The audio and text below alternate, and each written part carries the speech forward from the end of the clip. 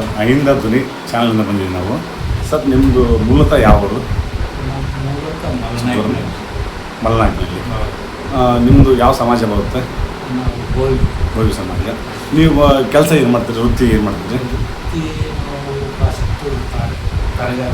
ಗಾಡಿ ಕೆಲಸ, ಬೆಲ್ದಾರ ಕೆಲಸ. ನೀವು ಶಿಕ್ಷಣ ಓದಿದ್ರ? ನೀವು ಶಿಕ್ಷಣ 7ನೇ ತರಗತಿವರೆಗೂ ಓದಿದ್ರಿ? ಹಾಂ, ಡಿಸ್ಕಂಟಿನ್ಯೂ. 7ನೇ ತರಗತಿ ನಂತರ ನೀವು ಗಾಡಿ ಕೆಲಸನ ಮಾಡ್ತಿರೋದು? ಹಾಂ. ಈ ನೀವು ಕೊಟ್ಟೂರಿಗೆ ವಲಸೆ ಬಂದಿದ್ದೀರಾ?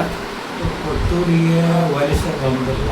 ಹಾಂ, ಅಲ್ಲಿದ್ದ ಕೆಲಸಗಳು ಮಾಡ್ಕೊಂತ ಕೆಲಸಗಳು ಹೆಚ್ಚಿಗೆ ಆದಾಗ ಇಲ್ಲೇ ಬಂದು ಇಲ್ಲೇ ನೆಲೆಸಿದ್ರಿ?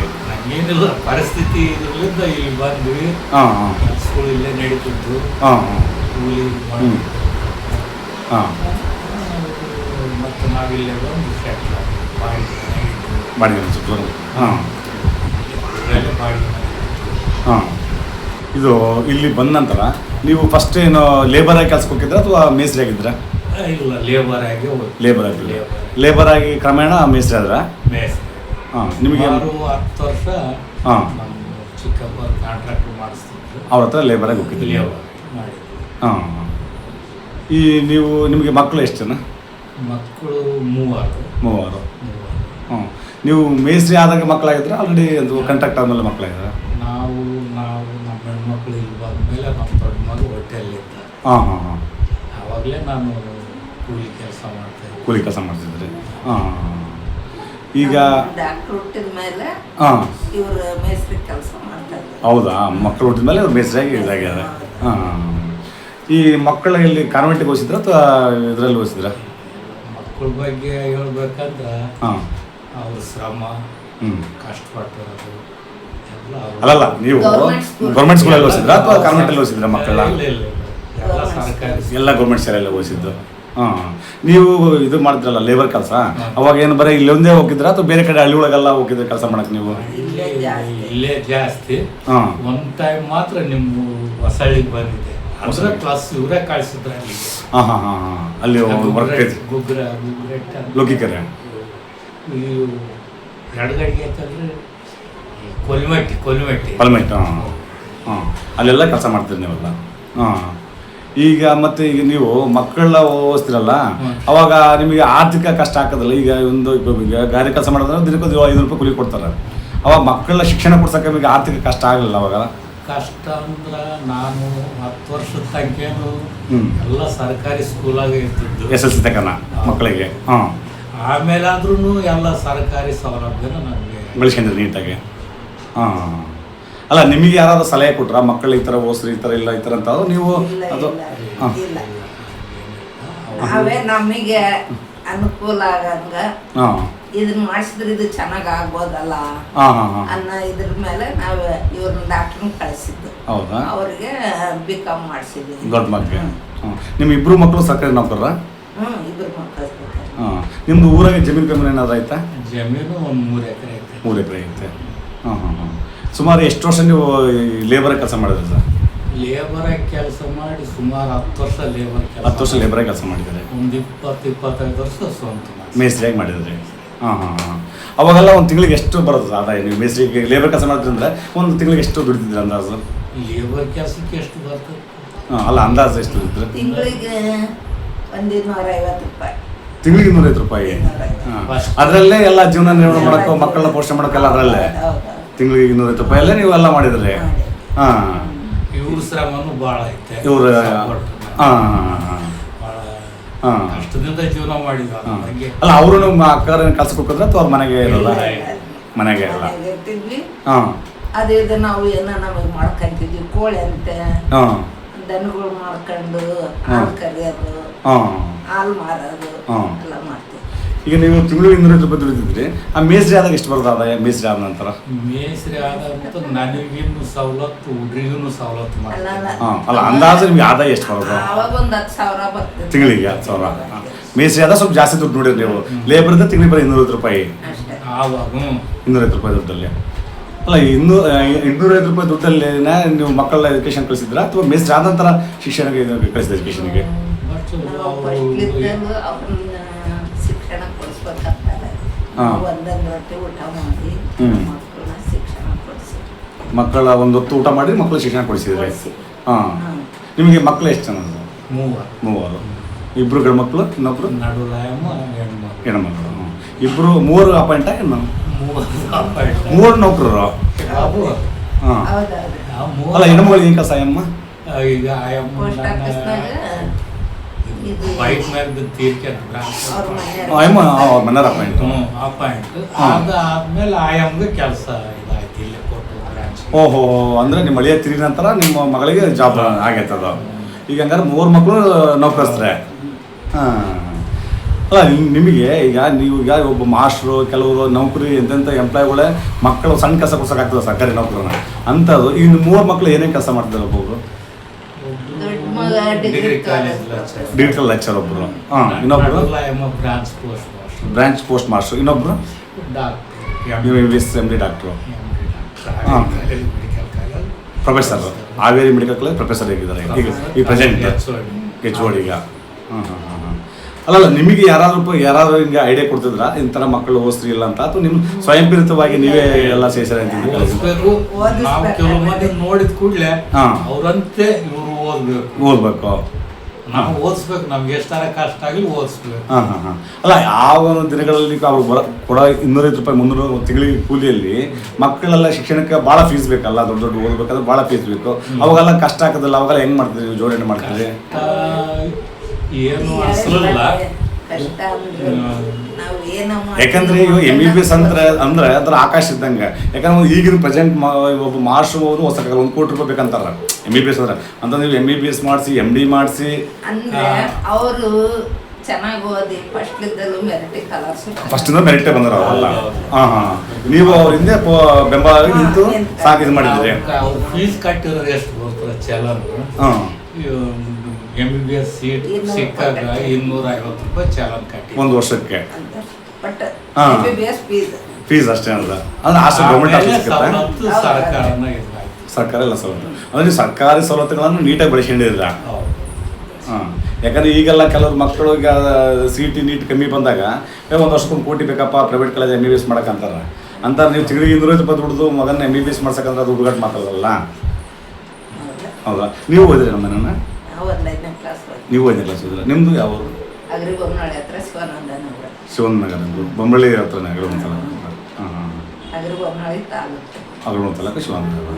ಹಾಂ. ನೀವು ಮದುವೆ ಆದ ನಂತರ ಇಲ್ಲಿ ಕೊಟ್ಟರೆ ಬಂದ್ರೆ ನೀವು ಅಂತ ಮುಂಚೆ ಬಂದ್ರಿ? ನಾವು ಇಲ್ಲ ಮದುವೆಗಿನ್ನ ಫಸ್ಟು ಮದುವೆ ಆದ್ಮೇಲೆ 1 ವರ್ಷ 2 ವರ್ಷ 1 ವರ್ಷ ಹಳ್ಳಾಗಿದ್ದೇವೆ. ಹಾಂ. ಆಮೇಲೆ ಸ್ವಲ್ಪ ಮನೆಯಲ್ಲಿ ಮತ್ತಿರ್ತಾವಲ್ರಿ, ಅದೇ ಹಂಗಾಗಿ ಇಲ್ಲಿಗೆ ಬಂದ್ರಾ? ಕಳಿಸ್ಬಿಟ್ರು. ಹಾ. ಬಂದ್ಬಿಟ್ವಿ ಇಲ್ಲಿ. ಬಂದ್ವಿ. ಬಂದು 1 ವರ್ಷ ಬಾಡಿಗೆ ಮನೇಲಿ ಇದ್ವಿ. ಹಾ. ಅವಾಗ 13 ರೂಪಾಯಿ ಬಾಡಿಗೆ ಹಾ. ಮನೆಗೆ. ಅವಾಗ? ಹೌದಲ್ಲ. ಅದು 1 ವರ್ಷ ಬಾಡಿಗೆ ಮನೆಯಾಗಿದ್ದು. ಹಾ. ಆಮೇಲೆ ಮತ್ತೆ ನಾವು 1 ವರ್ಷಕ್ಕೆ 15 ರೂಪಾಯಿ ವಾರ 15 ರೂಪಾಯಿ ಚೀಟಿ ಕಟ್ತಿದ್ವಿ. ಚೀಟಿ ಕಟ್ಟಿದ್ವಿ ನೀವು ಅವಾಗಲೇ? ಅವಾಗಲೇ. ಹಾ. ಆ ಚೀಟಿ ಕಟ್ಟಿದ್ರು ರೊಕ್ಕ ಹಾ. ನಮ್ಮ ಮನೆಯವ್ರಿಗೆ ನಮ್ಮ ಅಪ್ಪರ್ ಕೊಟ್ಟಿದ್ದು 1 ಉಂಗ್ರನು ಹಾಕಿ ನಾವು ಈ ಸೈಡ್ ತಗೊಂಡಿವಿ. ಈ ಸೈಟ್ ನೀವೇ ದುಡ್ಡು ತಗೊಂಡ್ರಿ? ಸೈಟ್ ನಾವು ದುಡ್ಡು ತಗೊಂಡಿವಿ. ಸೈಟ್ ತಗೊಂಡು ಆಮೇಲೆ ಮನೆ ಕಟ್ಸಿರೋದು? ಆಮೇಲೆ ಇದು ಗುಡಿಸಲು ಮನೆ ಕಟ್ಸ್ಕೊಂಡ್ವಿ. ಫಸ್ಟ್ ಗುಡಿಸಲು ಮನೆಗೆ ಇತ್ತಿಲ್ಲ ಇದೇ ಫಸ್ಟ್ ಸೈಟ್ ತಗೊಂಡ್ರೆ ಆಮೇಲೆ ಗುಡಿಸ್ಲು ಹಾಕಿದ್ರೆ ಮನೆ ಕಟ್ಟಕ್ಕಾಗಲ್ಲ ಅಂತ ಹೇಳಿ. ಹಾಂ ಹಾಂ ಹಾಂ. ಬಾಡಿ ಕಟ್ಟಕ್ಕಾಗಲ್ಲ ಅಂತ ಗುಡಿಸ್ಲು ಹಾಕೊಂಡಿದ್ರ? ಹಾಂ ಹಾಂ. ಹ್ಞೂ. ಅಂದರೆ ಇವರು ಡಾಕ್ಟ್ರು ಅವ್ರು ಗುಡಿಸ್ಲಾಗಿದ್ದೆ ಹುಟ್ಟಿದ್ದ ಅಥವಾ ಗುಡಿಸಲು ಮನೆಗೆ ಹೋಗ್ತಾರೆ. ಅವರು 2 ಮಕ್ಕಳು ಗುಡಿಸಲೇ ಹುಟ್ಟಿದ್ದು? 3 ಗುಡಿಸ್ಲಾಗ ಹುಟ್ಟಿದ್ದು. ಹಾಂ. ಅದೇನಂತಾರಲ್ಲ ಗುಡಿಸ್ಲಾಗ ಹುಟ್ಟಿದ ಪರವಾಗಿಲ್ಲ, ಇದು ಅರಮನೆ ಆಗ್ತದಲ್ಲ ಹಂಗಾಯ್ತದ. ಹಾಂ. ಈಗ ನೀವು ಗುಡಿಸ್ಲಾಗ ಹುಟ್ಟಿದ ನಂತರ ಆಮೇಲೆ ನೀವು ಮನೆ ಕಟ್ಟಿರಿ ಇಲ್ಲಿ? ಆಮೇಲೆ ಅವರು 4 ವರ್ಷ ಆದ್ಮೇಲೆ ಹಾಂ.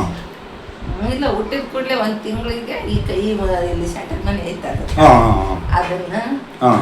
ಬುನಾದಿ ಹಾಕಿದ್ವಿ. ಅವ್ರು ಹುಟ್ಟಿದ 3 ಮಕ್ಕಳು ಹುಟ್ಟಿದ ನಂತರ? ನಂತರ ಹಾಂ ಹಾಂ ಹಾಂ. ಆ ಮನೆ ಕಟ್ಟಿಗಂತ ಹಂಗೆ ಇವ್ರು ಶಿಕ್ಷಣ ಕೊಡ್ಸಂತ ಇದ್ದಾರೆ ನೀವು? ಹೌದು. ಹಾಂ. ಅಲ್ಲ ಈಗ ನಿಮ್ಮರು ಭಾಳ ಜನ ಈ ಗಾರೆ ಕೆಲಸ ಮಾಡ್ತಕ್ಕಂಥವ್ರು ಸ್ನೇಹಿತರಲ್ಲ ಭಾಳ ಜನ ಬಿಡಪ್ಪ ಮಕ್ಕಳು ಓದಿಸಿದ್ರೆ ಏನು ಬರುತ್ತೆ, ಆ ಒಂದು ಹಿಂದಿನ ದಿನಗಳಲ್ಲಿ ಮಕ್ಕಳು ಓದಿಸಿದ್ರೆ ಏನು ಬರುತ್ತೆ, ದುಡಿದ್ರೆ 5 ರೂಪಾಯಿ ಕೂಲಿ ಸಿಗುತ್ತಲ್ಲ ಅನ್ನೋದು ಜಾಸ್ತಿ. ಈಗ ನಿಮ್ಮ ಮಕ್ಕಳು ನಿಮ್ಮ ಜೊತೆಗೆ ಕೆಲ್ಸಕ್ಕೆ ಬರೋಲ್ಲ ಆವಾಗ ಓದೋ ಟೈಮಲ್ಲಿ? ಅಲ್ಲಲ್ಲ, ನೀವು ಕೆಲ್ಸಕ್ಕೆ ಹೋಗಿದ್ರಲ್ಲ ಅವಾಗ ಜೊತೆಗೆ ನಿಮ್ಮ ಕೆಲ್ಸಕ್ಕೆ ಕರ್ಕೊಂಡು ಹೋಗಿದ್ರ? ಜೊತೆಗೆ ಹೆಲ್ಪಿಗೆ ಹಾಕಾರ ಅಂತೇಳಿ ಹೆಲ್ಪರ್ ಕೆಲಸಕ್ಕೆ, ಕಲ್ಲಿ ಹೆಲ್ಪ್ ಮಾಡೋಕ್ಕೆ ಅಥವಾ ಮಣ್ಣು ಇದಕ್ಕೆ? ಅವರು ನಾವು ಕಷ್ಟಪಡ್ಬೇಕಾದ್ರೆ ಅವ್ರು ಓದಿರೋರು ಅಂದ್ರೆ ಅವ್ರಿಗೆ ಅವರು ದೀಪದ ಬೆಳಕಿನಾಗ ಹೋದಾರೆ. ಅಲ್ಲಲ್ಲ ನಾನು ಹೇಳ್ತಂದ್ರೆ Correct. ನೀವು ಕೆಲ್ಸಕ್ಕೆ ಹೋಗಿದ್ರಲ್ಲ ಅವ್ರಿಗೆ ಶಾಲೆ ಸೇರೋಕ್ಕೆ ಮುಂಚೆ, ಸ್ಕೂಲ್ಗೆ ಅಡ್ಮಿಷನ್ ಹಾಕಿ ಮುಂಚೆ ಅಥವಾ ಸ್ಕೂಲ್ ಸೇರಿದ ನಂತರ ರಜೆ ಟೈಮಲ್ಲಿ ಏನಾದ್ರು ನಿಮ್ಮ ನಿಮ್ಮ ಜೊತೆ ಬರೋದ ಕೆಲಸಕ್ಕೆ? ಇದ್ರಾಗ SSLC ಮೇಲೆ ಡಾಕ್ಟ್ರು ಸ್ವಲ್ಪ ಗಾಡಿ ಕೆಲ್ಸಕ್ಕೆ ಹೋಗಾರೆ ಹಾಂ ರಜೆ ಬಿಟ್ಟಾಗ. ಅದನ್ನ ಹೇಳ್ತೀಗ ಏನ್ ಗೊತ್ತಾ, 3 ಮಕ್ಕಳು ಅವಾಗ ಗುಡಿಸ್ಲು ಬಡತನ ಆ ಟೈಮಲ್ಲಿ ಅವ್ರು 3 ಬಂದ್ರೆ ಒಂದು 200 ಒಬ್ಬೊಬ್ರಿಗೆ 100 ರೂಪಾಯಿ ಸಿಕ್ಕರು 300 ರೂಪಾಯಿ ಕೂಲಿ ಬರ್ತಲ್ಲ, ಮನೆ ನಿರ್ವಹಣೆ ಆಗುತ್ತಲ್ಲ ಅಂತ ಇರ್ತಲ್ಲ. ಅವ್ರ ಅಪ್ಪನ ಜೊತೆಗೆ ಹಾ. ರಜೆ ಬಿಟ್ಟಾಗ ಹೋಗಿದ್ರು. ಹೋಗ್ಯಾರ ಡಾಕ್ಟರ್ಗೆ ಹೋಗ್ಯಾರ. ಅವರು ಗಾರೆ ಕೆಲಸ ಮಾಡ್ಯಾರ ಡಾಕ್ಟ್ರು. ಅವರು ಲೆಕ್ಚರ್ ಅವರು ಬಂದಾರ. ಅದನ್ನೇ ಯಾಕಂದ್ರೆ ಈಗ ಹೆಂಗಂದ್ರೆ ಮನುಷ್ಯನಿಗೆ ಒಂದು ಇದ್ದಾಗ ಸಮಸ್ಯೆ ಇದ್ದಾಗ ಎಲ್ಲವನ್ನೂ ಅನ್ಕೋಸ್ಬೇಕಾಗತ್ತೆ. ಈಗ ನೋಡ್ರಿ, ಈಗ ಬಡತನ ಅಂಬ ಕೆಟ್ಟದ್ದು ಅಂತಾರಲ್ಲ, ಆ ಟೈಮಲ್ಲಿ ಅವರೊಂದು ತಲೆಗೆ 100 ಬಂದ್ರೆ 5 ರೂಪಾಯಿ ಬಂದ್ರೆ ಜೀವನ ಆಗತ್ತಲ್ಲ. ಒಂದು ತಿಂಗಳು ರೇಷನ್ ಹೋಗ್ತಿದ್ದಾರೆ ಅವರು. ಒಂದು ತಿಂಗಳು ರೇಷನ್ ಆಗತ್ತಮ್ಮ ಮನೋಭಾವ ಇರುತ್ತೆ. ಯಾಕಂದ್ರೆ ಒಂದು ಪರಿಸ್ಥಿತಿ ಅದು ಇದ್ರ ಮುಂದೆ ಎಲ್ಲರೂ ಇದೆ ಅಂತಾರೆ, ಬಡತನ ಮತ್ತು ಅಸ್ಪೃಶ್ಯತೆ ಕೆಟ್ಟದ್ದಂತೆ. ಹೌದಾ? ಇವಾಗ ಬಿಡ್ರಿ ಎಂಪ್ಲಾಯ್ ಇದ್ದಾರೆ, ಆ ಟೈಮಲ್ಲಿ ಏನಿಲ್ಲಲ್ಲ. ಆ ಟೈಮಲ್ಲಿ ಮತ್ತೆ ಇವಾಗ ನಿಮಗೆ ಒಂದು 10 ಲಕ್ಷ ಕೇಳಿಕೊಡೋ ಯಾರು ಸಾಲ ಕೊಡ್ತಾರೆ, ಆ ಟೈಮಲ್ಲಿ ಯಾರು ಕೊಡಲ್ಲ. ಗುಡ್ಲಾಗ ಗಾರೆ ಕೆಲಸ ಮಾಡಿ ಕೊಡ್ತಾನೆ ವಾಪಸ್ ಅನ್ನೋ ಮೆಂಟಾಲಿಟಿ ಇರುತ್ತೆ ಸಮಾಜದಲ್ಲಿ. ಹೌದ್ರಾ? ಆದ್ರೂ ನೀವು ಈ ಬಡತನ ಮತ್ತು ಅಸ್ಪೃಶ್ಯತೆ ಮೀರಿ ಮಕ್ಕಳು ಓದಿಸಿದ್ರೆ ನಾನು ಹೇಳೋದಂದ್ರೆ, ಇವಾಗ ನೀವು ದುಡಿತಕ್ಕಂಥದ್ದು 200 ರೂಪಾಯಿ ದುಡ್ಡಲ್ಲಿ ಜೀವನ ಮಾಡೋಕ್ಕಾಗಲ್ಲ. ಹಂಗಾಗಿ ಅವ್ರನ್ನು ಬಳಸಿಂತಿದ್ರ ನಿಮ್ಮ ಕೆಲಸಕ್ಕೆ ಕೇಳ್ತಾರೆ ಸರ್. ಫಸ್ಟ್ ಏನಿಲ್ರಿ, SSLC ಇರೋದಿದ್ದಾಗ ಡಾಕ್ಟರ್ ಅವ್ರ ಅಪ್ಪದಿಂದ ಹೋಗಿದ್ರು ಒಂದು ರಜೆ ಬಿಟ್ಟಾಗ. ಆಮೇಲೆ ಓದ್ಬೇಕು ಅಲ್ಲ, ನಿಮ್ಮ ಮಕ್ಕಳು ಬಿಟ್ಬಿಟ್ಟು ನಿಮ್ಮ ರಿಲೇಷನ್ ಯಾರಾದ್ರೂ ನೌಕರಿ ಇವ್ರಿನ ಫಸ್ಟ್ ಯಾರು ಎಂಪ್ಲಾಯ್ಗಳು ಇದ್ರ, ಸರ್ಕಾರಿ ನೌಕರಿ ಹಿಡಿದ್ರ ನೀವು ಇವ್ರು ಬಿಟ್ಟು? ಬೇರೆ ಯಾರು ಹಿಡಿದಿಲ್ಲ ಅಲ್ಲ ನಿಮ್ಮ ರಿಲೇಷನ್ ಅಲ್ಲಿ ಅವರು ಇವರು? ಅದು ನಿಮ್ಗೆ ಯಾರಾದರೂ ಬೇರೆ ನಿಮ್ಮ ಸ್ನೇಹಿತರು ಅಥವಾ ನಿಮ್ಮ ಸಮಕಾಲೀನರು ಏನಾದ್ರು ಅವ್ರ ಮಕ್ಕಳು ಓದಿಸಿದ್ರೆ ಏನ್ ಬರ್ತೋ ಸುಮ್ಮನೆ ಬಿಡಿಸೋ ಶಾಲೆ ಅಂತ ಏನಾದ್ರು ಹೇಳಿದ್ರ? ಹೇಳಿಲ್ಲ. ಹಾಂ, ಯಾಕಂದ್ರೆ ನಮ್ಮ ಹತ್ರ ಕೈಲಿ ಆಗಲ್ಲ, ದೊಡ್ಡ ಓದಿಸೋಕ್ಕೆ ದೊಡ್ಡವ್ರ ಕೈಲಿ ಆಗಲ್ಲಪ್ಪ ಅನ್ನ ಭಾಳ ಜನ ಅಂದಿರ್ತಾರೆ ಕೆಲವರು, ಯಾವ ಕೈಲಿ ಏನಾಗತ್ತೆ ಆಗಲ್ಲ ಅಂತಾರಲ್ಲ. ಛಲ ಇತ್ತು ನಿಮ್ಮಿಬ್ಬರಿಗೆ ಛಲ ಇತ್ತು. ಒಟ್ಟು ನಿಮ್ಗೆ ಡಾಕ್ಟರ್ ಅಂತಾರಲ್ಲ, ಒಟ್ಟು ಒಂದು ಶಿಕ್ಷಣ ಕೊಡಿಸ್ಬೇಕಂತ. ಆಮೇಲೆ PUC ಮುಗಿದ್ಮೇಲೆ ಅವ್ರ ನೀಟ್ ಬರದ್ಮೇಲೆ ಅವ್ರು ಇವ್ರನ್ನ ನಾವು ಡಾಕ್ಟರ್ಗೆ ಕಳ್ಸ್ಬೇಕಂತ ಪೂರ್ತಿ. ನೀಟ್ ಸೀಟ್ ಫ್ರೀ ಸೀಟ್ ಸಿಕ್ತಂತಾರ. ಸಿಕ್ಮೇಲೆ ಒಳ್ಳೆ ಇದೆಲ್ಲ ಮನೆ ಇತ್ತು. ಪಾಪ ನಮ್ಮ ಗ್ರಾಮೀಣ ಬ್ಯಾಂಕ್ ಮ್ಯಾನೇಜರ್ ನೀವು ನಂಜಪ್ಪ ಸ್ವಾಮಿ ನೆನೆಸ್ಬೇಕು. ಚೌಡಪ್ಪ ಓದ್ಸು, ನಾನು ಲೋನ್ ಕೊಡ್ತೀನಿ, ನೀನು ಎದುರು ಬೇಡ ಓದ್ಸೋದು. ಲೋನ್ ಮಾಡಿದ್ರು, ಗೌರ್ಮೆಂಟ್ ಫೀಸ್ ಕಟ್ಟಿದ್ವಿ. ಆಮೇಲೆ ನೆಕ್ಸ್ಟ್ ನಮ್ಮ ಸರ್ಕಾರಕ್ಕೆ ಧನ್ಯವಾದ ಹೇಳ್ತೀನಿ ನಾನು. ಆಗಿನ ಸರ್ಕಾರ ಅಂದ್ರೆ ನೀವು ಡಾಕ್ಟರ್ನ MBBS ಮಾಡಕ್ಕಾರೆ ಎಜುಕೇಶನ್ ಲೋನ್ ಮಾಡಿಸಿರಾ? ಅಲ್ಲ, ಎಜುಕೇಶನ್ ಲೋನ್ ಮಾಡಿಸಿರಾ? ಎಷ್ಟು ಲಕ್ಷ ಮಾಡಿಸಿರಮ್ಮ ಅವಾಗ? ಲೆಕ್ಕ ಇಟ್ಟಿಲ್ಲ. ಅಲ್ಲ, ಅಂದಾಜು ಇಷ್ಟು ಲೋನ್ ಅಂತ ಇರ್ತಲ್ಲ, ಇಷ್ಟು ಲಕ್ಷ. ಮತ್ತೆ ಯಾವ ಮಾಡ್ಸಿಲ್ಲ ಲೋನ್? MD ಮಾಡಕ್ಕಾರೆ ಎಜುಕೇಶನ್ ಲೋನ್ ಮಾಡಿಸಿರಾ? ಎಜುಕೇಶನ್ ಲೋನ್ ಮಾಡಿಸಿರಾ? ನಂಜಪ್ಪ ಸ್ವಾಮಿಯವರು ಒಳ್ಳೆ ಸರ್ಕಾರ ರಿಎಂಬರ್ಸ್ಮೆಂಟ್ ಕೊಡ್ತು. ಸ್ಕಾಲರ್ಶಿಪ್ ಹಿಂದೆಲೆ ಕ್ಲಿಯರ್ ಮಾಡ್ಬಿಟ್ವಿ. ಒಳ್ಳೆ ಸವಲತ್ತು ಆಗಿನ ಸರ್ಕಾರಕ್ಕೆ ಇವತ್ತು ಮೊದಲು ನಾನು ಧನ್ಯವಾದ. ಯಾವ ಇಯರ್ ಮುಗಿಸಿದವ್ರು MBBS? ಎಷ್ಟನೇ ವರ್ಷ? ಅಲ್ಲಮ್ಮ, ಎಷ್ಟನೇ ವರ್ಷ? ಯಾವ ವರ್ಷ ಎಷ್ಟನೇ ವರ್ಷ ಇತ್ತು ಅವಾಗ?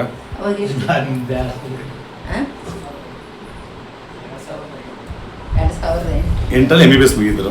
MD ಎಷ್ಟು ವರ್ಷ ಮುಗೀತು? ಅದು 3 ವರ್ಷ. ಅದು 3 ಅಂದ್ರೆ 2011 ಮುಗಿದತ್ತೆ MD. 2011 ವರ್ಷ ಅವ್ರ ಅತ್ತಗಿದ್ದಾಗ ಸ್ವಲ್ಪ ಬರೆಯಕ್ಕೆ ಅಡ್ಡ ಓಡಾಡಿದ್ರು. ಆಮೇಲೆ ಹಿಂದೆಲ್ಲ 2011 MD ಮುಗೀತು. ಅಲ್ಲ, ಈ ಸರ್ಕಾರಿ ಸವಲತ್ತನ್ನ ಏನೇನು ಬಳಸ್ಕೊಂಡ್ರಿ ನೀವು ಎಜುಕೇಶನ್, ಮಕ್ಕಳ ಎಜುಕೇಶನ್ ಏನಂದ್ರ ಅವ್ರ ಫೀಸು ಸರ್ಕಾರ ಫೀಸ್ ಅವ್ರು ಕೊಡ್ತಾರೆ. ಸರ್ಕಾರ ಹಾಸ್ಟೆಲ್ ಫೀಸ್ ಹಾಸ್ಟೆಲ್ ಸಿಕ್ಕಿದ್ರ? ಹಾಸ್ಟೆಲ್ ಎಲ್ಲ ರೂಮ್ ಮಾಡ್ಕೊಂಡಿದ್ರು. ಫೀಸ್ ಮಾತ್ರ ಸರ್ಕಾರ ಕಟ್ಟಿ. ಅಲ್ಲ, ಈಗ MBBS ಮಾಡ್ಕೊಂಡು MBBS ಸೀಟ್ ಸಿಕ್ಕರೂ ನಾವು ರೂಮ್ ಮಾಡ್ಕೊಂಡು ಸ್ಟಡಿ ಮಾಡೋ ಕನಿಷ್ಠ ಅಂದ್ರೆ ಒಂದು MBBS ಒಂದು 20-25 ಲಕ್ಷ ಖರ್ಚು ಬರುತ್ತೆ. ಆಗಿನ ಇದರಲ್ಲಿ ಸ್ವಲ್ಪ ಅಲ್ಲ ನಮ್ಮ ಇವರು ಕಾಂಟ್ರಾಕ್ಟ್ ಮಾಡಿಸ್ತಿದ್ರು. ಆರ್ಥಿಕವಾಗಿ ಚೆನ್ನಾಗಿದ್ದೆ ನೀವಲ್ಲ, ಹಂಗಾಗಿ ನಿಮ್ಗೇನದು ಹೊರೆ ಆಗಿಲ್ಲ ಮಾಡ್ಸಕ್ಕ. ಅಲ್ಲ, ಈಗ ನಿಮ್ಮ ಒಂದು ಇದರಲ್ಲಿ ಸರ್ ಡಾಕ್ಟರ್ ಓದಿರಲ್ಲ MBBS MD, ಆಮೇಲೆ ಫಸ್ಟ್ ಡಾಕ್ಟರ್ ದೊಡ್ಡರ ಇನ್ನೊಬ್ಬ ದೊಡ್ಡರ? ದೊಡ್ಡ ಮಗ. ಹೌದ್ರಾ? ಅವರು ಮತ್ತೆ ಅವ್ರದ್ದು ಹೆಂಗೆ ಇವ್ರದ್ದು ನಿಮ್ಮ ಸ್ಪಾಟ್ನೆ ಅವ್ರು ಮಾಡೋದು ಎಲ್ಲ ಗೌರ್ಮೆಂಟ್ ಎಲ್ಲ ಗೌರ್ಮೆಂಟ್ ಎಲ್ಲ ಗೌರ್ಮೆಂಟ್. ಹೌದಾ? ಏನು ಪ್ರೈವೇಟ್ ಸೇರಿಸಿಲ್ಲ ಅವರು? ಇಲ್ಲ, ಇಲ್ಲ. ಹಾಂ. ಅಲ್ಲ ಅವ್ರಿಗೆ ಏನಾದ್ರು ನೀವೇ ಸಲಹೆ ಕೊಡ್ತಿದ್ರು ಅಥವಾ ಅವರಾಗಿ ವಯಸ್ಸಿಗೆ ಬಂದ್ರೆ ಅವ್ರೇ ಮಾಡ್ಕೊಂಡಾರ, ನಾವೇನು ಒಟ್ಟು ನಮಗೇನು ಓದ್ಲಿ ಅನ್ನೋದು ಅಂದ್ರೆ ನೀವು ಫೀಸ್ ಗೀಸ್ ಕಟ್ಟಿರಲ್ಲ ತುಂಬಿರೋ ಅವ್ರಿಗೆ? ಇನ್ನೊಂದು ಅವ್ರ ತಲೆಗಿರೋದು ಏನಂತಂದ್ರೆ ನಾವು ಕಷ್ಟಪಟ್ಟಿರೋದು ನೋಡಿ ನಾವ್ ಯಾವ್ದಾರ ಒಂದ್ ಮಟ್ಟಕ್ಕೆ ಒಂದು ಗುರಿ ಮುಟ್ಟಬೇಕಂತ ಅವ್ರು ಮಕ್ಕಳು ಆ ಗುರಿನ ಇವತ್ತು ಈ ಒಂದು ಇದಕ್ಕೆ ಬರ್ತಂತ ಒಂದು ಮಟ್ಟಕ್ಕೆ. ಅಲ್ಲ ಈಗ ಇಬ್ಬರು ಮಕ್ಕಳು ಎಂಪ್ಲಾಯಿ, ಒಬ್ಬ ಮಗಳೂ ಇದು ಅಳಿನ ಕೆಲಸ ಮಗಳಿಗೆ ಬಂದೈತೆ. ಅವ್ರ ಮಗಳದ್ದು ಏನು ಎಜುಕೇಶನ್ ಆಗಿತ್ತು? ಮಗಳ ಶಿಕ್ಷಣ ಏನಾಗಿತ್ತು? SSLC ಆಗಿದೆ. SSLC. ಆಮೇಲೆ PUC ಕಳಿಸಿದ್ವಿ, ಅದನ್ನ ಹೋಗಿರ್ತದೆ. ಅಂದ್ರೆ ನಿಮ್ಗೆ ಗಂಡತಿರಿಂದ ಅನುಕಂಪದ ಆದ್ಮೇಲೆ ನೌಕರಿ ಆಗಿರುತ್ತೆ ಆ ಮಗಳಿಗೆ. ಈ ಮೂವರನ್ನು ಎಂಪ್ಲಾಯ್ಗಳೇ ನಾವು ಬಳಸ್ತೀವಿ. ಈಗ ನೀವು ಮತ್ತೆ ಮಕ್ಕಳು ಅಪಾಯಿಂಟ್ ಆದ ನಂತರ ಕೆಲಸ ಮಾಡ್ತಿದ್ರೆ ಕೈ ಬಿಟ್ಟರು ಅದನ್ನ? ಇಲ್ಲ, ಮಾಡ್ತಿದ್ದೆ. ಮಾಡ್ತಿದ್ವಿ. ಇವ್ರು ಯಾವಾಗ MD ಆಗಿ ಇದಾದ್ರು ಈಗ 15 ವರ್ಷ ಕೆಲಸ. ಇವ್ರು ಯಾವಾಗ MD ಮುಗಿಸಿಲ್ಲ ಬಂದ್ರೆ ನೀವು ಹೋಗಲ್ಲ ಮನೆಗೆ ಎಷ್ಟು ಅಂತೀರಿ? ಒಂದು ಎಷ್ಟು ವರ್ಷ ಕೆಲಸ ಮಾಡಿದ್ರಿ ಇವು ಗಾರೆ ಕೆಲಸ? ಮಿನಿಮಮ್ ಒಂದು 35 ವರ್ಷ. 30 ವರ್ಷ ಕೆಲಸ ಮಾಡಿದ್ರೆ 40 ಗಾರೆ ವರ್ಷ ಕೆಲಸ? ಮಾಡ್ಯಾರ್ರಿ. ಹಾಂ. ಅಲ್ಲ ಲೇಬರ್ ಆಗಿ ಎಷ್ಟು ವರ್ಷ ಮಾಡಿದ್ರಿ? ಕಾಂಟ್ರಾಕ್ಟ್ ಆಗಿ ಎಷ್ಟು ವರ್ಷ? ಲೇಬರ್ ಆಗಿ 10 ವರ್ಷ ಮಾಡಿದ್ವಿ. ಕಾಂಟ್ರಾಕ್ಟ್ ಆಗಿ ಒಂದು 20-25 ವರ್ಷ. 20 ವರ್ಷ ಮಾಡಿದ್ರಿ. ಕಾಂಟ್ರಾಕ್ಟ್ ಅಂದ್ರೆ ಸಬ್ ಕಾಂಟ್ರಾಕ್ಟ್. ಅದೇ ಬೇರೆ ಇಟ್ಕೊಂಬರ ಅದ್ರ ಕಾಲಾಗಿ ನೀವು ಮ್ಯಾನೇಜ್ಮೆಂಟ್ ಮಾಡ್ತೀರಿ, ಲೇಬರ್ ಕೊಡೋದು ಬಿಡೋದು. ಚದುರ್ಲಾಕೆ ಅದೇ ಕಾಂಟ್ರಾಕ್ಟರ್ ನಲ್ಲಿ 2 ವಿಧ ಇದೆ. ಈ ಕಾಂಟ್ರಾಕ್ಟರ್ ಬೇರೆ, ಸಿವಿಲ್ ಕಾಂಟ್ರಾಕ್ಟರ್ ಬೇರೆ, ಬಿಲ್ಡಿಂಗ್ ಇದೆ. ಅದೇ ಉಂಡಬುತ್ತಿಗೆ ಅಂತಾರಲ್ಲ ಹಂಗೆ, ಮಳ್ಳು ಜಿಲ್ಲೆಯಲ್ಲಿ ಉಂಡಬುತ್ತಿಗೆ ಲೇಬರ್ ಹಂಗೇನಿಲ್ಲ, ಮಳ್ಳು ಅಂತದೇನಲ್ಲ. ಎಲ್ಲ ಅವ್ರದ್ದೇ, ಇವ್ರದ್ದೇ. ನೀವು ಸ್ಕ್ವೇರ್ ಫೀಟ್ ಲೆಕ್ಕ ಕಟ್ಟೋದು. ಅದೇ ನೀವು ಲೇಬರ್ ಕರ್ಕೊಂಡು ಕಟ್ಟೋದು ನೀವು ತಿಳ್ಕೊಂತ್ರಿ. ಈಗ ಈ ನಿಮ್ಮ ಒಂದು ನಿಮ್ಮ ಸಂಬಂಧಿಕರಾಗಿರ್ಬೋದು, ಇನ್ನೊಬ್ಬರಾಗಿರ್ಬೋದು, ಈಗ ನಿಮ್ಮ ಮಕ್ಕಳು ಎಜುಕೇಶನ್ ನೌಕರಿಗೆ ಹೋದಂತಾರ ನಿಮ್ಮನ್ನ ಯಾವ ಥರ ಇದು ಮಾಡ್ತಾರೆ? ಇಟ್ಟು ಎಲ್ಲರೂ ಪ್ರೀತಿಯಾಗಿ ಅಂದ್ರೆ ಸಾಧನೆ ಮಾಡಿರಪ್ಪ, ಇದು ದೊಡ್ಡ ಮನೆಗೆ ಹುಟ್ಟಿ ದೊಡ್ಡ ಮಟ್ಟಕ್ಕೆ ಹೋಗಿ ಶಿಕ್ಷೆ ಕೊಡಿಸ್ತಾ ಅಂತೇಳಿ ಹೇಳ್ತಾರೆ. ಅಂದ್ರೆ ನಿಮಗೆ ಯಾರು ಕೆಲಸ ಮಾಡೋ ಸಂದರ್ಭದಲ್ಲಿ ನಿಮ್ಮ ಸ್ನೇಹಿತರು ಹೇಳಿದ್ಲಿ ಅಷ್ಟು ದೊಡ್ಡ ಓದ್ಸಕ್ಕಾಗಲ್ಲಪ್ಪ, ಯಾಕೆ ಓದಿಸ್ತಿ, ಯಾಕೆ ಮಾಡ್ಸೋಡಪ್ಪ ಅಂತ ಯಾರು ಅಂತಿಲ್ಲ? ಎಲ್ಲ ಪ್ರೇರಣೆ ಮಾಡ್ಯಾರ ಒಟ್ಟು ಓದಿಸ ಆಗುತ್ತೆ ಅಂತೇಳಿ. ಬಟ್ ಓದ್ಲಿ, ಅವ್ರ ವೈಯಕ್ತಿಕ ಅಲ್ಲ, ಓದಿಸ್ತಾರಲ್ಲ. ಇನ್ನ ಒಂದು ನಮಗೆ ಅವ್ರು ಓದ್ಲೇಬೇಕು ಅನ್ನೋದಿತ್ತು. ಚಲ ಇತ್ತು ನಿಮಗೆ? ನಾವು ಪಡೋ ಕಷ್ಟ ಬೇಡ ಅವ್ರಿಗೆ. ಅಂದ್ರೆ ನಾವು ಒಂದು ಜಾತಿ ಹುಟ್ಟಿ ಇದು ಕಷ್ಟಪಡ್ತೀವಪ್ಪ, ನಮ್ಮ ಮಕ್ಕಳ ಹತ್ರ ಆಗಬಾರ್ದು, ಚೆನ್ನಾಗಿರ್ಲಿ, ದೊಡ್ಡ ಮಟ್ಟಕ್ಕೆ ಹೋಗ್ಲಿ ಅನ್ನೋ ಗುರಿ ನಿಮ್ಮಿಬ್ಬರು ಗಂಟೆ ಅಂತಿದೆ. ಆ ಗುರಿನೇ ಇಲ್ಲಿಗೆ ತಲುಪಿಸೈತೆ ಅವ್ರನ್ನ. ಅಲ್ಲ ನಿಮ್ಗೆ ಯಾರಾದ್ರೂ ಸಹಕಾರ ಮಾಡಿದ್ರೆ ಅಂದ್ರೆ ಈ ತರ ಹೋಗಿ ಚಡಪ್ಪ ಈ ತರ ರೂಟ್ ಕೊಟ್ರೆ ಯಾರಾದ್ರು? ಏನಿಲ್ಲ, ಅವ್ರು ಶ್ರಮ ಭಾಳ ಆಯ್ತು, ಅವ್ರು ಓದ್ಯಾರ. ನಮ್ಮ ಮನಸ್ಸಿನಾಗಿದ್ದು ಅಲ್ಲ ಶ್ರಮ ಐತೆ, ಬಟ್ ಏನಂದ್ರೆ ಒಂದು ಪ್ರೌಢಾವಸ್ಥೆ ಬರ್ತಕ್ಕನ್ನ ತಂದೆ ತಾಯಿ ಮೇನ್ ಆಗಿರುತ್ತಲ್ಲಿ. ಒಂದು ಡಿಗ್ರಿ ಲೆವೆಲ್ ಬಂದಾಗ ಅವ್ರ ಬುದ್ಧಿವಂತಿಕೆ ಮೇಲೆ ಅವ್ರು ಡೆವಲಪ್ಮೆಂಟ್ ಆಗ್ತಾರೆ. ಆ ಲೆವೆಲಿಗೆ ಬರೋಕ್ಕೋಸ್ಕರ ನಿಮ್ಗೆ ಇದಿರುತ್ತೆ, ನಿಮ್ಮ ಶ್ರಮ ಇರುತ್ತೆ ಅಲ್ಲಿ. ಅವರು ಹಂಗೆ ಇದನ್ನ ಮಾಡ್ಯಾರ, ಓದ್ಯಾರ, ನಾವು ಓದ್ಲಿ ಸಹಕಾರ ಮಾಡಿದ್ರು. ಕೆಲಸ ಬೇಡ, ನಿಮ್ಮ ವೃತ್ತಿ ಬೇಡ, ಅವರು ಒಂದು ಬೇರೆ ನೌಕರಿ ಇಲ್ಲಪ್ಪ ಅಂತ. ಅಲ್ಲ ನೀವು ಮಾಡ್ಲಿ, ಓಕೆ, ಮಕ್ಕಳು ಮಾಡೋದು ಬೇಡ ಅಂತ ನಿಮ್ಮ ಉದ್ದೇಶ. ನಮ್ಮ ಕಷ್ಟ ನಮ್ಗೆ ಬಿಡ್ಲಪ್ಪ, ನಮ್ಮ ಮಕ್ಕಳೇ ಬೇಡ, ಅವ್ರು ಏನಾದ್ರು ಬೇರೆ ವಿಭಿನ್ನ ದಾರಿ ಹಿಡೀಲಿ ಶಿಕ್ಷಣದಿಂದ ಅಂತ ನಿಮ್ಮ ಒಂದು ಉದ್ದೇಶ ಅವಾಗ. ಈಗ ಇದು ಮಕ್ಕಳ ಆದ ನಂತರ ಈ 3 ಮಕ್ಕಳು ನೌಕರಿಗೆ ಹೋದ ನಂತರ ಮತ್ತೀಗ ನೀವೇನು ಕೆಲಸ ಮಾಡಲ್ಲ, ಬಿಟ್ಬಿಟ್ರಿ ಅವಾಗಿಂದ? ಏನು ಮನೆ ಇದು ಅಷ್ಟೇ, ಅದನ್ನು ವೃತ್ತಿ ಮಾಡ್ತಿಲ್ಲ ಗಾರೆ ಕೆಲಸ? ಆರಾಮಾಗಿರಪ್ಪ ಅಂತಾರೆ. ಈ ಕೆಲವರು ಕೆಲವರು ನಮ್ಮ ತಳಸ ಸಮುದಾಯದವರು ಕೆಲವರು ನಮ್ಮ ಕೈಲಿ ಆಗಲ್ಲಪ್ಪ, ನಾವು ಬಡತನ, ನಾವು ಗುಡ್ಲೆ ಬಿಟ್ಟಿವಿ, ಅಥವಾ ನಾವು ಇಂಥ ತಳ ಸಮುದಾಯದ ಹುಟ್ಟಿದೀವಿ, ನಮ್ಮ ಕೈಲಿ ಏನೇನಾಗಲ್ಲ ಅಂತಾರಲ್ಲ, ಅವ್ರಿಗೆ ಏನಾಗಕ್ಕೆ ಇಷ್ಟಪಡ್ತಾರೆ? ಈಗ ಕೆಲವು ನಿಮ್ಮ ಸಮಕಾಲೀನರೇ, ನಿಮ್ಮ ಸಮುದಾಯದವ್ರೆ, ನಾವು ಇಂಥ ಇದರಲ್ಲಿ ಸಣ್ಣ ಇದರಲ್ಲಿ ಹುಟ್ಟಿವಿ, ನಾವು ಬಡತನದ ಹುಟ್ಟಿವಿ, ಹುಡುಗಲ್ಲಿ ಹುಟ್ಟಿವಿ, ಇನ್ನೊಂದು ಹುಟ್ಟಿವಿ, ನಮ್ಮ ಕೈಲೇ ಏನು ನಮ್ಮ ಮಕ್ಕಳು ಏನು ಮಾಡ್ಸೋಕ್ಕಾಗಲ್ಲ ಅಂದ ಒಂದು ಇದು ಆತ್ಮಸ್ಥೈರ್ಯ ಇರಲ್ಲ, ಅಂತರಿಗೆ ಏನು ಹೇಳಕ್ಕೆ ಇಷ್ಟಪಡ್ತಾರೆ? ಆದಷ್ಟು ಮಟ್ಟಿಗೆ ನೀವು ಅವ್ರಿಗೆ ಪ್ರೋತ್ಸಾಹ ಕೊಡ್ರಿ ಅಂತ ನಾವು ಹೇಳ್ತೀವಿ. ಈಗ ಒಂದು ಸುಮಾರು 1000 ಮನೆ ಇದಾವೆ ಅಂದ್ರೆ, 1000 ಮನೆ ಇದಾವೆ ಅಂದ್ರೆ ಒಂದು 5 ಮನೆ ಮಾತ್ರ ಈ ಥರ ಮಾಡಿಸ್ಬೋದು, ಬೇಡ 2 ಮನೆ 3 ಮನೆ 10 ಮನೆ ಅಷ್ಟೇ. ಎಲ್ಲರೂ ಮಾಡಿಸಲ್ಲ. ಎಲ್ಲರಿಗೂ ಏನಿದೆ ನಿಮ್ಮ ಥರ ಒಂದು ಆಸಕ್ತಿ, ಒಂದು ಇಂಟ್ರೆಸ್ಟ್ ಇರಲ್ಲ, ನಮ್ಮ ಮಕ್ಕಳು ಓದಿಸಲೇಬೇಕು, ಗುರಿ ಇರಲ್ಲ. ಆಮೇಲೆ ಗುರಿ ಅನ್ನೋಕ್ಕಿಂತ ಅವ್ರಿಗೆ ಬಡತನ ಕೆಟ್ಟದ್ದು ಒಂದು, ಅವರಿಗೆ ನಮ್ಮ ಕೈಲಿ ಆಗುತ್ತಾ, ಅದಾಗಲ್ಲ ಮನೋಭಾವನೆ ಭಾಳ ಈಗಲೂ ಪ್ರೆಸೆಂಟ್ ನಡೀತೈತಿ ಈಗ, ಹೌದಾ? ಅಂತ ಅವ್ರಿಗೆ ಏನು ಹೇಳಕ್ಕೆ ಇಷ್ಟಪಡ್ತೀನಿ ನೀವು? ಇಲ್ಲ ಮಾಡ್ಬೇಕು, ಅವ್ರ ಮಕ್ಕಳನ್ನು ಓದ್ಬೇಕಲ್ಲ. ನಾವು ತಂದೆ ತಾಯಿ ಏನೋ ಓದಿಸ್ಬೇಕನ್ನೋದೊಂದು ಅವ್ರ ಮನಸ್ಸಿನಲ್ಲಿ ಇರ್ತದೆ. ಅವ್ರ ಮಕ್ಳು ಎಂತ ಓದ್ಲಿಲ್ಲ ಬಡವ ಅಂದ್ರೆ ಕೂಡ ಏನ್ ಕೂಲಿ ಮಾಡಿ ಅಲ್ಲ ಏನ್ ಗೊತ್ತಿಲ್ಲ ಸರ್, ಈಗ ತಂದೆ ತಾಯಿಗೆ ಬೇರೆ ಕೆಲವರು ಏನ್ ಮಾಡ್ತಾರೆ ಅಂದ್ರೆ ಅವ್ರಿಗೆ ಸ್ಪಿರಿಟ್ ಇದು ಮಾಡ್ಬಿಡ್ತಾರ.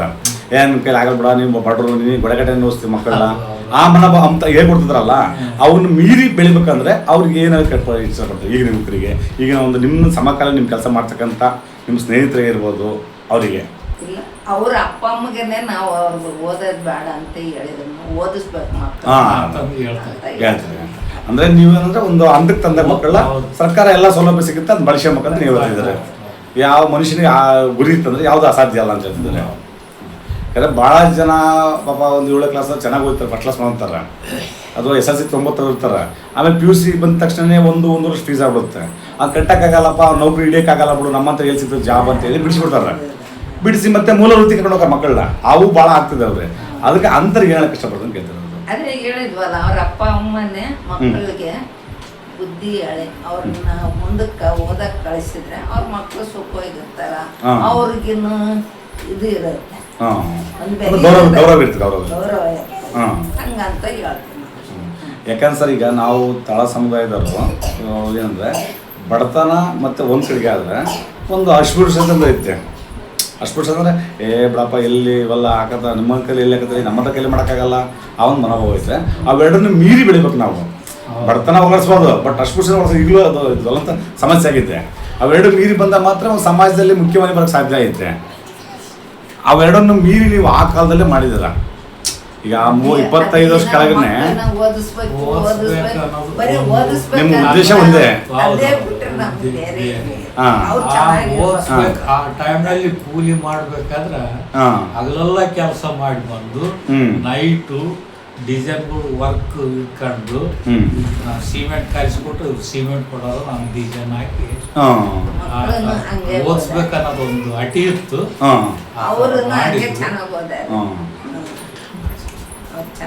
ಅದೇನೋ ಒಂದು ಗಾದೆ ಮಾತು ಹೇಳ್ತಾರ, ಹುಟ್ಬೇಕಾದ್ರೆ ಗುಡ್ಸ್ಲೆ ಹುಟ್ಬೇಕಂತೆ, ಸಾಯ್ಬೇಕಾದ್ರೆ ಅರಮನೆ ಸಾಯ್ಬೇಕಂತೆ. ಈಗ ನೀವು 3 ಮಕ್ಕಳು ಗುಡ್ಸ್ಲೆ ಗುಡ್ಸಿರ, ಅವ್ರು 3 ಅರಮನೆ ಸಾಯಲ್ಲ ಅಂತಾರ ಮಾಡಿರ. ಅವ್ರು ಈ ಸಮಾಜದಲ್ಲಿ ಮುಖ್ಯಮಂತ್ರಿ ಬಂದರೆ ಎಲ್ಲಾ ತರನೂ ಅನುಕೂಲ ಮಾಡ್ಕೊಟ್ಟಿರ ಒಬ್ಬರಿಗೆ. ಕೈ ಬಿಟ್ಟಿಲ್ಲ, ನೀವು ಶ್ರಮ ಹಾಕಿದ ಮಕ್ಕಳು ಅದೇ ತರನ ಶಿಕ್ಷಣ ಕೊಡಿಸಿದ್ದಾರೆ. ದೊಡ್ಡ ಶ್ರಮ ಐತಿ, ಮತ್ತೆ ಸಾಕು ನಮ್ಮ ಮಕ್ಕಳು ಓದ್ಬೇಕು, ಮಕ್ಕಳು ಓದ್ಬೇಕು, ಅದನ್ನ ಬಿಟ್ರೆ ನಮಗೆ ಬೇರೆ ಏನೂ ಇರ್ಲಿಲ್ಲ.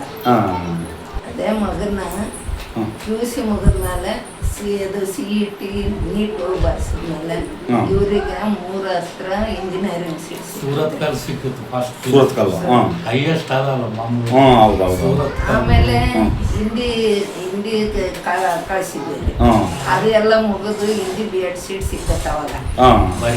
ಆಮೇಲೆ ಇದೇನು TCH ಅದು ಸಿಕ್ತಿತ್ತು. ಅವೆಲ್ಲ ಇದ್ರು ನಮಗೇನು ಡಾಕ್ಟ್ರನ್ನ ಕಳಿಸ್ಬೇಕು ಅನ್ನೋದೇ ನಮಗಿದ್ದದ್ರಿ. ಡಾಕ್ಟ್ರನ್ನ ಕಳಿಸಿದ್ನಂದ್ರೆ ನಮ್ಮೂರಿಗೆ ಬರ್ಲಿಲ್ಲ ಅಂದ್ರೆ ನಮ್ಮ ಜಿಲ್ಲಾದಾಗ ಬರ್ತಾರ, ಇಂಥ ಮಗ ಹೇಳ್ತಾರಲ್ಲ, ಹೆಸರು ಹೇಳ್ತಾರಲ್ಲ, ಚೌಡಪ್ಪ ಡಾಕ್ಟ್ರಪ್ಪ ಅಲ್ಲಿ ದೊಡ್ಡ ಆಸ್ಪತ್ರೆಗೆ ಹೋದ್ರಿ, ಅಲ್ಲಿ ಯಾರು ಕೇಳ್ಬೇಕು, ಕೇಳಲ್ಲ. Correct correct. ಇನ್ನೊಂದು ಇಲ್ಲಿ ನಾವು ಸುತ್ತಮುತ್ತಲು ನೋಡಿದ್ವಿ, ಇಂಜಿನಿಯರಿಂಗ್ ಮಾಡಕ್ ಹೋದಾರು ಅವ್ರೆಲ್ಲ ಈ ಕಡೆಗಿಲ್ಲ ಇಲ್ಲ ಬೆಂಗಳೂರು ಇಲ್ಲ ಫಾರಿನ್ ಔಟ್ ಆಫ್ ಸ್ಟೇಟ್. ಅದು ಬೇಡ ನಮಗೆ, ಒಟ್ಟು ನಮ್ಮ ಮಗನ್ನ MBBS ಕಳಿಸ್ಬೇಕು, ಡಾಕ್ಟರ್ ಕಳಿಸ್ಬೇಕು ಅನ್ನೋದೇ ಬಹಳ ಆಸೆ. ಅಂದ್ರೆ ಜನರ ಸೇವೆ ಮಾಡ್ಲಿ, ಜೊತೆಗೆ ನಮ್ಮ ತಂದೆ ತಾಯಿ ಹೆಸರು ಹೇಳ್ತಾರಲ್ಲ, ಇಲ್ಲ ಡಿಸ್ಟ್ರಿಕ್ಟ್ ಹಾಸ್ಪಿಟಲ್ ಇರಲಿ, ತಾಲೂಕ್ ಹಾಸ್ಪಿಟಲ್ ಇರಲಿ, ಎಲ್ಲೇ ಇರಲಿ. ಇನ್ನೂ ಒಂದ್ ಏನಂದ್ರ ನಮ್ಮ ಸರ್ಕಾರ, ನಮ್ಮ ಅಣ್ಣ ಸಿದ್ದರಾಮಯ್ಯ ಅವರು ಒಂದು ರೂಲ್ಸ್ ಇದು ಮಾಡಕ್, ಬಡ ಮಕ್ಕಳಿಗೆ ಎಲ್ಲೇ ಓದಿ SC ಮತ್ತು ST ಬಡ ವಿದ್ಯಾರ್ಥಿಗಳಿಗೆ ಆಗಿನ ಸರ್ಕಾರ ಫೀಸ್ ಗೌರ್ಮೆಂಟ್ ಫೀಸ್ ಮಾಡಿತ್ತು. ಸರ್ಕಾರಿ ಫೀಸ್ ಯಾವ ಇನ್ಸ್ಟಿಟ್ಯೂಟ್ನಾಗ 3 ಲಕ್ಷ ಚಿಲ್ಲರ ಒಂದು ವರ್ಷ ಗೌರ್ಮೆಂಟ್ ಫೀಸ್. ಮತ್ತೆ ಎಕ್ಸ್ಟ್ರಾ ಬಿಟ್ಟು ನಾವು 1 ವರ್ಷ ನಮ್ಮ ಹತ್ರ ಇತ್ತು. ನಾನು MDಗೆ ಹೋಗ್ತೀನಮ್ಮ, ಅಮ್ಮ ನಾನು MDಗೆ ಹೋಗ್ತೀನಿ, ನಾನು ಈಗಲೇ ಡ್ಯೂಟಿಗೆ ಹೋಗಲ್ಲ, ನನ್ನ ಹತ್ರ ಹೇಳೋದಿದ್ರು ಮಗ. ಮತ್ತೆ ಹಿಂಗ್ ಮಾಡ್ತೇನೆ, ಹೋಗಿ ಕಳ್ಸ್ಬಿಡೋಣ ಅಂದ್ರೆ 4 ವರ್ಷಕ್ಕೂ ಸಾಕುತ್ತೇನೋ, ಅಷ್ಟೊಂದು ಆಗಲ್ಲ ನಮಗೆ ಅಂದ್ರೇನು. ಆಮೇಲೆ ಫಸ್ಟಿಗೆ 2,60,60,000 ರೂಪಾಯಿ ಫೀಸ್ ಹೇಳಿ 1 ವರ್ಷಕ್ಕೆ. 1 ವರ್ಷ. ಆಮೇಲೆ ಮತ್ತೆ ಅಲ್ಲಿಗೆ ಹೋದ್ಮೇಲೆ 3,60,000 ಒಂದು ವರ್ಷಕ್ಕೆ? ಒಂದು ವರ್ಷ. ಅವ ಇಷ್ಟ ಅಂತ ಹೇಳಿದ್ರೆ ಇವ್ರು ಇದ್ಕೊಂಡು ನನಗೆ ಆಗಲ್ಲ ಬಾನು ಅಂತ ಹೇಳಿದ್ರು. ಈ ವರ್ಷದ ಫೀಸ್ ಎಷ್ಟನ್ನ ಆಗಲಿ ನಾವು ಜೋಡಿಸಿ ನಾನು ಕೊಡ್ತೇನೆ, ಇನ್ನ 3 ವರ್ಷದ ಫೀಸ್ ಇರ್ತದಲ್ಲ ಅದನ್ನ ನೀವು ಜೋಡಿಸ್ಬೇಕಂತ ಹೇಳಿದ್ರು. ಅಂದ್ರೆ 3 ವರ್ಷ ಫಸ್ಟ್ ಇಯರ್ ನಾನು ಕೊಡ್ತೀನಿ, 3 ವರ್ಷ ನೀನು ಜೋಡಿಸ್ಕೊಡು ಅಂತ ಬ್ಯಾಂಕಿಗೆ.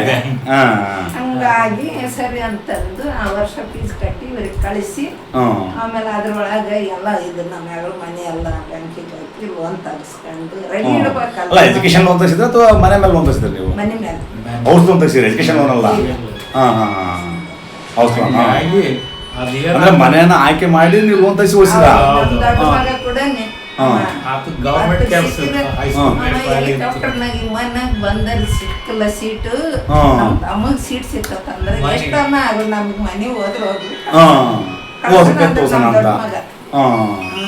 ಬಂದ್ ಎಲ್ಲ ಥ್ಯಾಂಕ್ಸ್ ಕೊಡತ್ತಾರಮ್ಮ, ಅದನ್ನ ನೋಡಿದ್ರೆ ಒಟ್ಟು ತುಂಬತೈತಿ ಕಳ್ಸನ ಎಷ್ಟನ್ನ ಅಂತೇಳಿ ಅವ್ರನ್ನು ನಾವು ಹಂಗೆ ಆಗ್ಲಂತ ಕಳ್ಸಿ. 3 ವರ್ಷಕ್ಕೆ ಇದಕ್ಕೆ MD ಎಷ್ಟು ಬಂದು ಫೀಸ್? ಅಷ್ಟು ಅಲ್ಲ, ಅದನ್ನ ಹೇಳ್ತೀನಿ ತೋಟದೆ ಅಷ್ಟ ಆಯ್ತಾ. ಇವ್ರನ್ನ ಕಳಿಸಿದ್ವಿ, ಆಮೇಲೆ ಮುಂದಿನ ವರ್ಷ ಫೀಸಿಗೆ ಬ್ಯಾಂಕಿಗೆ ಹಾಕಿ ಎಲ್ಲ ರೆಡಿ ಮಾಡ್ಕೊಂಡ್ವಿ. ಅವ್ರು ಹೋಗಿ 3 ತಿಂಗಳಿಗೆ ಮತ್ತೆ ಅದು ಗೌರ್ಮೆಂಟ್ ಕಡೆ ನಮ್ಗೆ 3 ಲಕ್ಷ ರೂಪಾಯಿ ವಾಪಸ್ ಮಾಡ್ಬಿಟ್ರು. ಅಲ್ಲ, ಅದು ಪ್ರತಿ ವರ್ಷ ಆ ಥರ ವಾಪಸ್ ಬಂತ ನಿಮಗೆ? ಫಸ್ಟ್ ಕಟ್ಟದ ರಿಟರ್ನ್ ಬರೋದು ಅಮೌಂಟ್?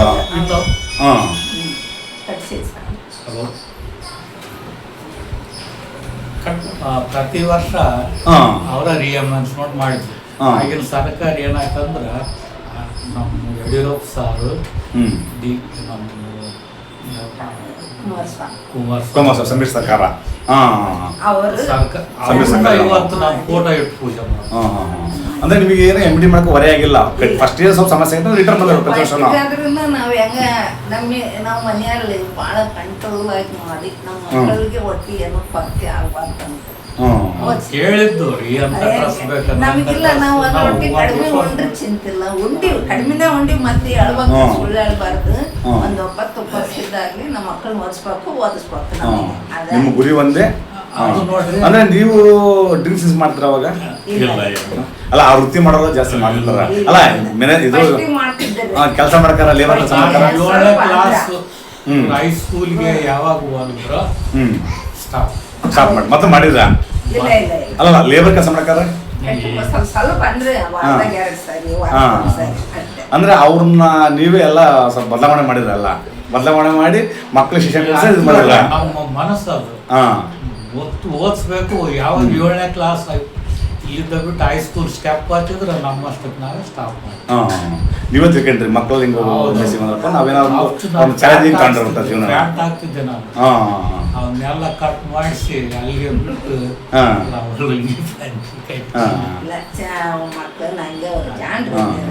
ಅಂದ್ರೆ ಈಗ ನಿಮಗೂ ಓದ್ಕೊಂಡ್ ಮಾಸೈತಿ, ಇವ್ರು ನಿಮ್ಗೆ ಬೆಂಗಲ ನಿಂತಾರ ಅಕ್ಕರವ್ರನ್ನ. ಅವ್ರ ಶ್ರಮನೂ ಭಾಳ ಐತೆ. ಅದ್ರ ಬಗ್ಗೆ ನಾನು ಯಾಕಂದ್ರೆ ಒಂದ್ ಮನೆಯಲ್ಲಿ ಇಬ್ರು ಒಂದಾದ್ರೆ ಮಾತ್ರ ಏನಾದ್ರು ಮಾಡಕ್ ಸಾಧ್ಯ. ಅವ್ರ ಕಡೆಗೆ ಇವ್ರ ಕಡೆ ಮಾಡಕ್ ಸಾಧ್ಯ ಇಲ್ಲ. ಹೌದಾ? ಇವ್ರಿಗೆ ಆಸೆ ನೀವು ನಿಮ್ಗೆ ಆಸೆ ಇದ್ದ ಮಾತ್ರ ಒಂದು ಗುರಿ ಮಾಡಕ್ ಸಾಧ್ಯ. ಯಾವುದೇ ಕುಟುಂಬ ಆಗಲಿ. ಟೈಮ್ ಉಪವಾಸ ಇದ್ರು ಮಕ್ಕಳನ್ನ ಅಂತ ನಾವು ಉಪವಾಸ ಇದ್ದು ನೀವು ಮಕ್ಕಳ ಎಜುಕೇಶನ್ಗೆ ಒಪ್ಕೊಟ್ಟಿರ? ಹೇಳ್ತೀನಲ್ರಿ, ನಾವು ಫಸ್ಟ್ ನನ್ನ ಮಕ್ಕಳು ಯಾವಾಗ ನಾವು ಕೊಟ್ಟೂರಿಗೆ ಬಂದಿದ್ದೆ ಅವಾಗ ನಮ್ಮ ಮನೆಯವ್ರಿಗೆ 50 ರೂಪಾಯಿ ಬರ್ತಿತ್ತು ವಾರ ಕೂಲಿ. ಅದ್ರಾಗ ನಮ್ಮ ಮನಿದೆಲ್ಲ ಖರ್ಚು ತೆಗೆದು ತಿಂಗಳ ವಾರ 15 ರೂಪಾಯಿ ಚೀಟಿ ಕಟ್ಕೊಂಡು ಪಿಗ್ನಿ ಕಟ್ಟಿ 5 ರೂಪಾಯಿ ತೆಗೆದಿಟ್ಟೇನ್ರಿ ನಾನು ಅವಾಗಿರ್ಲಿದ್ದ. ವಾರಕ್ಕೆ 5 ರೂಪಾಯಿ ಮನೆ ಖರ್ಚಿಗೆ ಸ್ವಲ್ಪ ಅಷ್ಟೇ ಇಷ್ಟ ಖರ್ಚು ಮಾಡ್ಕೊಂಡು ನಾನು ತೆಗೆದಿಟ್ಟು ದುಂಡಿಗಿಟ್ಟು ಮಾಡಿ ಆ 5 ರೂಪಾಯಿ ಇಟ್ಟು ಎಲ್ಲ ಶೇಖರಣೆ ಮಾಡಿ ಆಮೇಲೆ ಸೈಟ್ ತಗೊಂಡಿರ? ಸೈಟಿಗೆ ಕೊಟ್ಟಿಲ್ಲ ನಾನು, ನನ್ನ ಮಗ ಓದ್ಬೇಕಾದ್ರೆ ಕೊಟ್ಟಿನಿ. ಹಂಗೆ ಇಡ್ರಿ ನೀವಲ್ಲ ಅದನ್ನ, ಮನೆಗೆ ಕೊಟ್ಟಿಲ್ಲ ಅದನ್ನ. ಅದು ಮುಂದೆ ಯೂಸ್ ಆಗೈತದ, ಮಕ್ಕಳಿಗೆ ಯೂಸ್ ಆಗೈತದ.